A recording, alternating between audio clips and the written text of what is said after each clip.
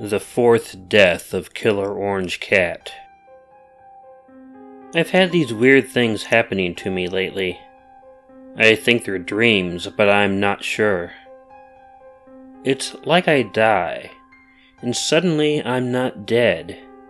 So it has to be a dream, right? I mean, I can't keep coming back to life.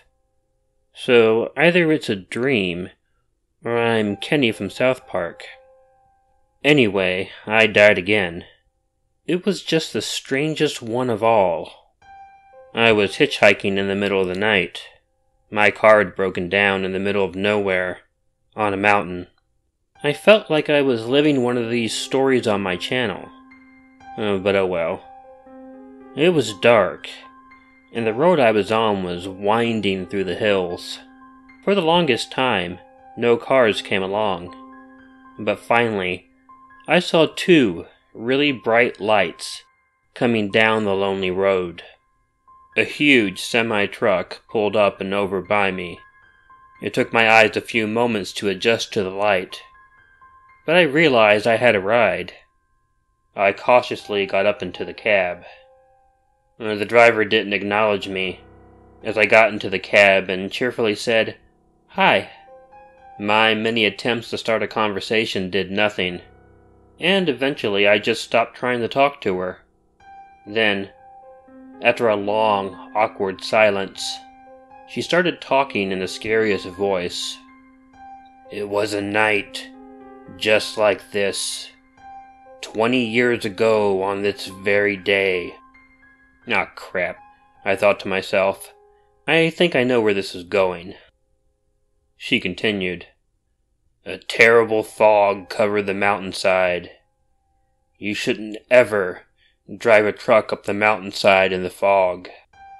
I tried to interrupt. Then why are you driving up the mountainside in the fog if you..." She interrupted me.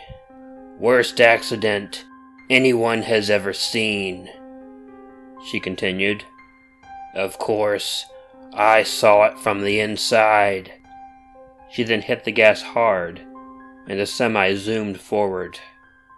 As the truck zoomed forward and off the mountain road, she hit the brake hard. The truck skidded on the wet, foggy road, hit a barrier, and fell off the side of the mountain. I thought, why the hell did I take a ride from a stereotypical ghost story character?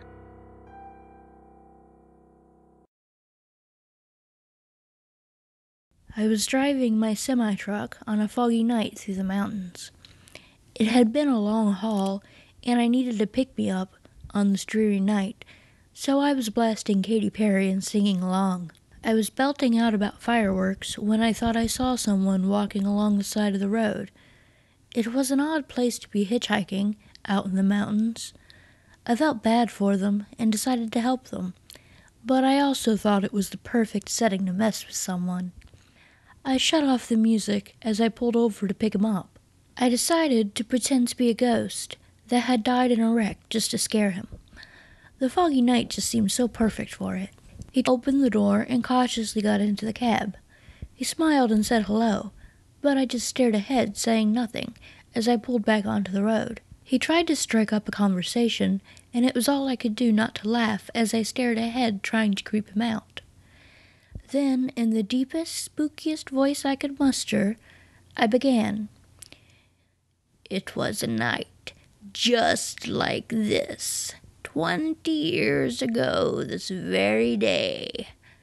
I glanced at him and saw him looking a bit upset. I looked back to the road and continued. "A terrible fog covered the mountainside. You shouldn't ever drive a truck up the mountainside in the fog." He tried to interrupt me. Then why are you driving up the mountainside in the fog?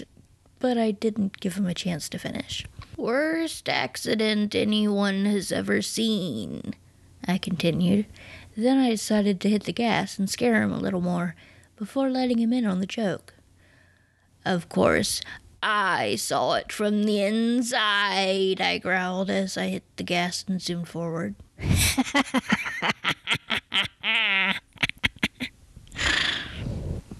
I looked at him to see how scared he was. It was perfect. I decided that was enough. But when I hit the brake, I hit it a little too hard for the wet, foggy road. The truck slid, we hit a barrier, broke through, and fell off the side of the mountain. Right before the truck burst into flame, I thought, damn, that joke backfired.